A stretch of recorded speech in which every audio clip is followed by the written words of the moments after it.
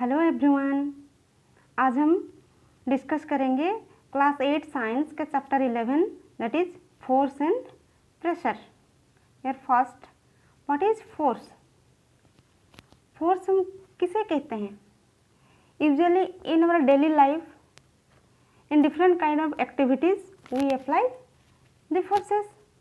जैसे कि एक बकेट ऑफ वाटर है, उसको हम क्या करते हैं? लिफ्टिंग करते हैं। मैदान में फुटबॉल खेलना है तो उसको किक करते हैं। क्रिकेट खेलना है तो बॉल को हिट करते हैं।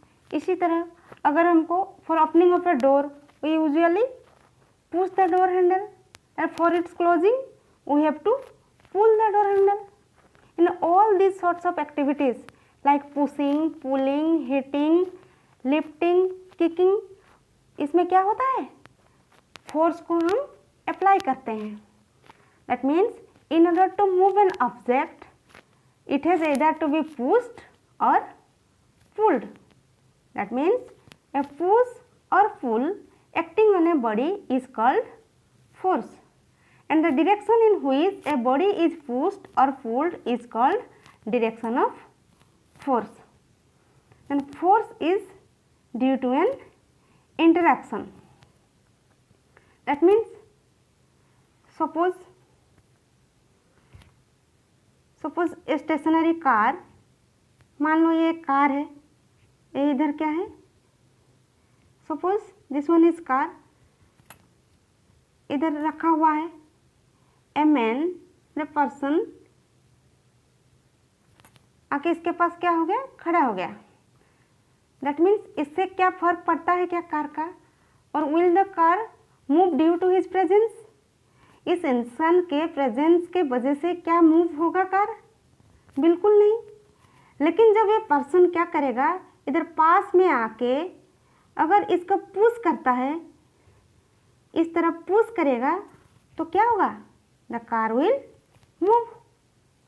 दैट मीन्स जब तक वो इंटरेक्शन में नहीं आता है तो फोर्स उसका इफेक्ट नहीं दिखाता है। सिमिलरली और भी एग्जाम्पल हम ले सकते हैं, जैसे कि एक टेबल पर एक बुक रखा हुआ है, हम उसके पास में खड़े रहने से उसका क्या मोशन में आएगा? नहीं। वो क्या मूव होगा? उसका पोजीशन चेंज होगा? नहीं। अगर हम उसको लिफ्टिंग करेंगे और उसको पुश करेंगे तो वो मूव करेगा। That means force between the objects is caused by an interaction of one object with another object. So in case if there is no interaction between two objects then no force can show its effect। यानी कि अगर there is no interaction, अगर interaction नहीं है दोनों objects के बीच, then force इसका effects नहीं दिखाएगा। In other words, an interaction of one object with another object results in a force between the two objects। Next, exploring force, यानी कि फोर्स उसका स्ट्रेंथ कितना है, वीक है या स्ट्रॉन्ग है, उसको हम एक्सप्रेस करते हैं किसके? By its magnitude. यानी कि फोर्स इज स्ट्रॉन्गर और weaker that can be determined from its magnitude. The strength of force is expressed by its magnitude, and the magnitude of force acting on a body is equal to the product of mass and acceleration of the body.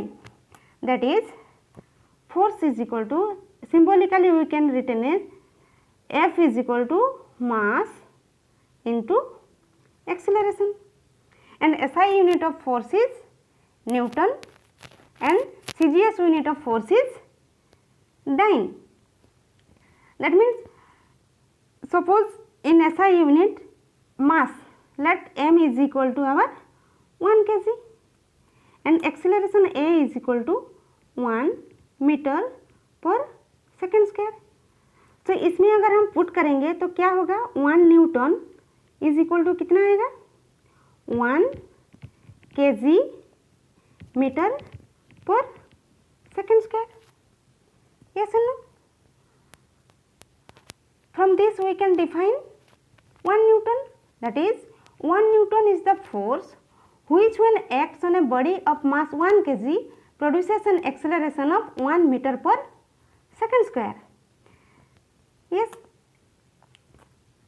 that is 1 Newton is the force which when acts on a body of mass 1 kg produces an acceleration of 1 meter per second square.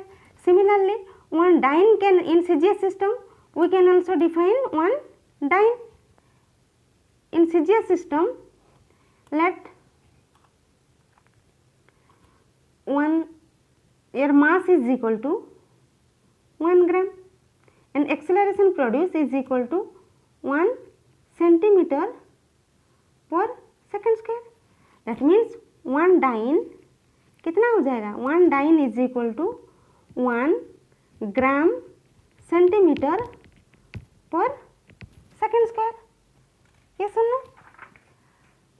So we can define one dyne is the force, one dyne is the force which when acts on a body of mass 1 gram produces an acceleration of 1 centimeter per second square.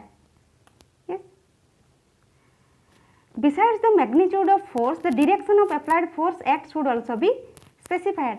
हम magnitude तो mention करेंगे ही, उसके साथ उसके direction को भी mention करना, specify करना बहुत ही जरूरी है. The change in the magnitude or direction of applied force always results into the change in effect produced by the applied force. यानी कि जबकि चेंज होता है फोर्स की, चाहे मैग्नीट्यूड या डायरेक्शन या दोनों, जब भी चेंज होता है तो उसका क्या होगा, the change in effect produced by the, तो अप्लाइड फोर्सेस जो होता है उसका इफेक्ट्स में भी चेंजेस आएगा. नेक्स्ट क्या है, if two forces applied on an object in the same direction, that means suppose for example इधर एक बॉक्स रखा हुआ है, दो फ्रेंड हैं, ये दोनों फ्रेंड हैं, ये क्या कर रहे हैं, इसको शिफ्ट करना है उनको, तो दोनों फ्रेंड इसको मिल के पुश करेंगे.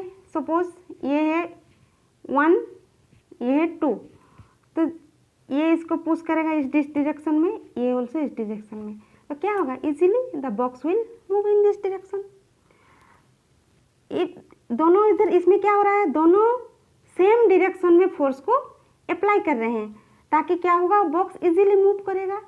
And in this case the net force is sum of the applied forces.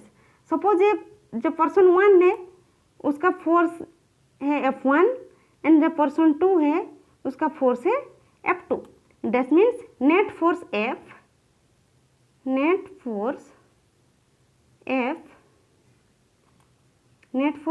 Is equal to F1 plus F2. If we consider only magnitude, suppose ये है 7 न्यूटन, ये है 7 न्यूटन अप्लाई कर रहा है या 5 newton. Only in case of magnitude then total force is 12 newton and the body will move easily. Suppose ये दोनों फ्रेंड क्या करेंगे, इन अपोजिट डायरेक्शन में करेंगे. ये बॉक्स है, सिमिलरली इधर ये 1 है, ये क्या है, ये 2 है. ये फोर्स F1 अप्लाई कर रहा है इन दिस डायरेक्शन, ये अप्लाई कर रहा है इन दिस डायरेक्शन, F1 यस, ये F2. तो क्या होगा, अब देखिए ये इस तरफ force, both forces are applied in opposite direction. तो अब क्या होगा, जो फोर्स स्ट्रांग है, जो जिसका मैग्नीट्यूड ज़्यादा है, उसी डायरेक्शन में क्या होगा, the body will move. Suppose F1 is greater than F2, तो सपोज ये 7 न्यूटन फोर्स दे रहा है, ये दे रहा है 5 न्यूटन, तो क्या होगा, 7 this one is larger, so the body will move in this direction.